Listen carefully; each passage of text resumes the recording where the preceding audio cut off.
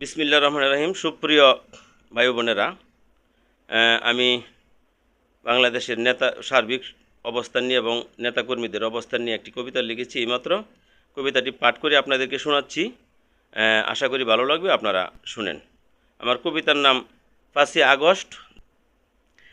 অবিচার আর অত্যাচারে নষ্ট কইরা এই দেশটারে, শেখের বেটি দেশ ছাড়িল নির্বাচন কইরা ক্ষমতার জোরে।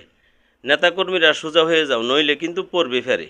টাকা পয়সায় লাভ হবে না, আবার যদি ছাত্ররা ধরে। ইচ্ছা করলে ছাত্র জনতা বুঝতে পারছো কি যে পারে। অনুরোধ কইরা কই তোমরা রে, ধইরা রাখবা নিজ নীতিরে। নইলে কিন্তু কুল পাইবা না টাকা আর ক্ষমতার জোরে। বীর বাঙালি ছাত্র জনতা দৌড়লে কিন্তু ছাড়ে না কাউরে। আমার লেখায় প্রমাণ দিচ্ছি, পাকিস্তান থেকে শুরু করে এরশাদার শেখের বেটিরে, কৃষক শ্রমিক দিনমজুরে, সঙ্গে নিয়া ছাত্র জনতারে, কিভাবে এই দেশটারে স্বাধীন করছে বারে বারে। জানে কিন্তু তোমরার অন্তরে। আবার যদি কাউরে ধরে, কুল পাইবে না হেলিকপ্টারে। শেখের বেটি বাঁচছে কিন্তু শুধুমাত্র ভারতের জুড়ে। বলছি আমি সকল নেতারারে, তোমরা বাঁচবে কার খাতিরে।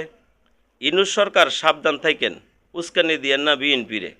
জিয়া বাবু গেছে কিন্তু দিয়া তার পুত বউয়েরে। দেখছেন কিন্তু নিজ নজরে তারেক জিয়া কেমন করে লন্ডন বৈশা এই দেশটারে বুদ্ধির জোরে স্বাধীন করে। আমার নেতা তারেক জিয়ারে বলছি আমি করজোরে, শান্ত করেন নেতাকর্মীরে, নইলে কিন্তু পড়বেন ফেরে।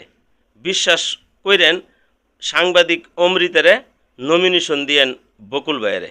ধন্যবাদ সবাইকে।